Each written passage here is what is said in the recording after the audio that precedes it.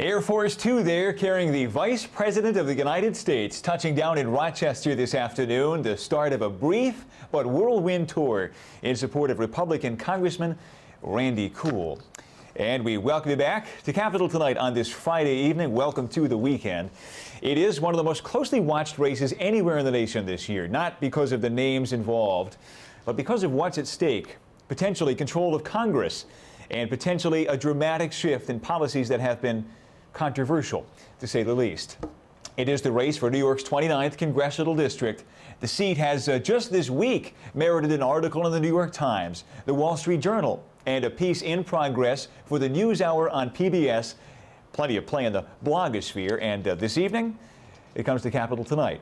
We have been joined here by the incumbent, Randy Cool, but tonight, meet the challenger.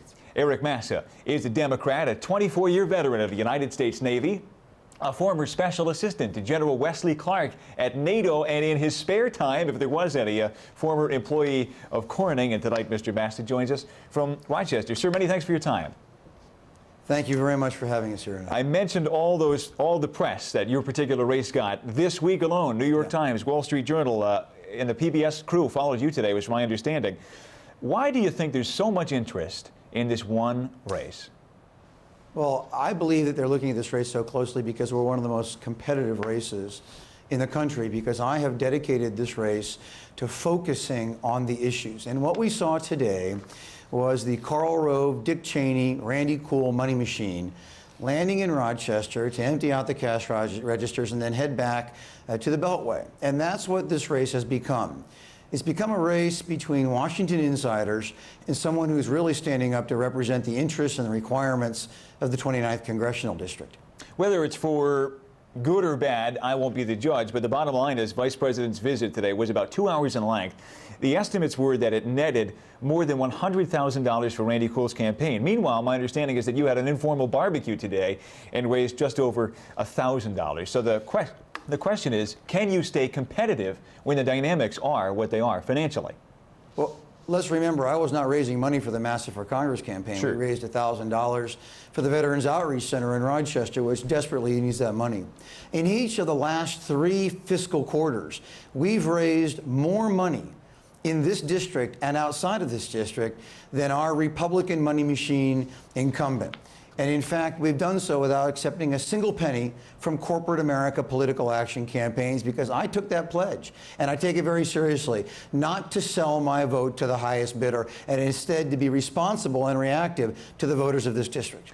You know, I think that it's probably fair to say that endorsements matter, certainly to some degree. I'm not sure that everyday voters care how much money someone has on hand. That's just helpful in spreading the message. But there is the bottom line in this particular race, that people are voting this year in large numbers on one issue alone, and that issue is the war in Iraq. Do you think that it could be said that your race and any other number of races in upstate New York will be decided on that singular issue? Well, the President of the United States has made this election a referendum on his conduct of the invasion and occupation of Iraq. And my opponent, by going to Iraq 100 days before the election and reporting back that all is well, in fact, his exact words were, we can expect to bring half of our troops home by Christmas, that our tax dollars are being well spent, and that the troops are being well taken care of, because when he was there, he was eating lobster with them, highlight his incredible disconnect from the reality of combat that myself and many other veteran candidates in the United States Congress have personal knowledge of. This war will be recorded by history as being the single largest strategic blunder in the history of this nation. And we need a new strategic vision that I have offered to the American people in this district and across the country, and I join many others in looking forward to actually making this country more secure instead of less secure. And Randy Cool actually said those comments. He returned from that trip, came on this program, and made those comments here. You know, the New York Times piece, I think, makes an interesting point about the dynamics of the races this year. It says, you know, the majority of Americans are opposed to, if not just uneasy about the war in Iraq, but they remain firmly split about what should be done. Some say bring the troops home now. Some say, hey, we're in it. We should be in it to win it.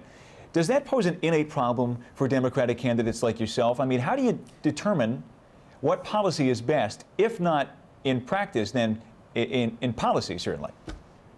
Well, you determine it based on your own life's experience, and in my case, that's 24 years in active duty and service in Bosnia, where I saw a vision for the future that could be used as a true blueprint to bring peace and stability to the war-torn region of the Middle East, where we are currently a force of occupation.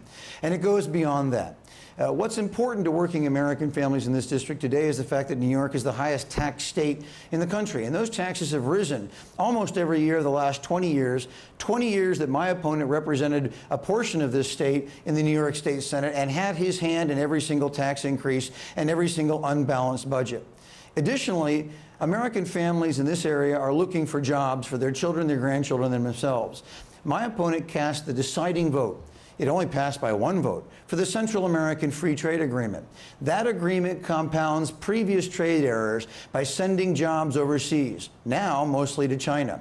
We need to reverse that trend with common sense trade policies that keep our manufacturing base and our living wage jobs alive and well in this country and do no more harm to our overseas trade partners. But when you become a member of the Washington Beltway, Karl Rove, Dick Cheney cabal, you cease to be an independent voice for this district, and you answer to your bosses in Washington. That's what needs to be turned around now. All right, very clearly much more to talk to the candidate, Eric Massa, about. We'll take a quick commercial break and resume our conversation. But Capital Tonight continues.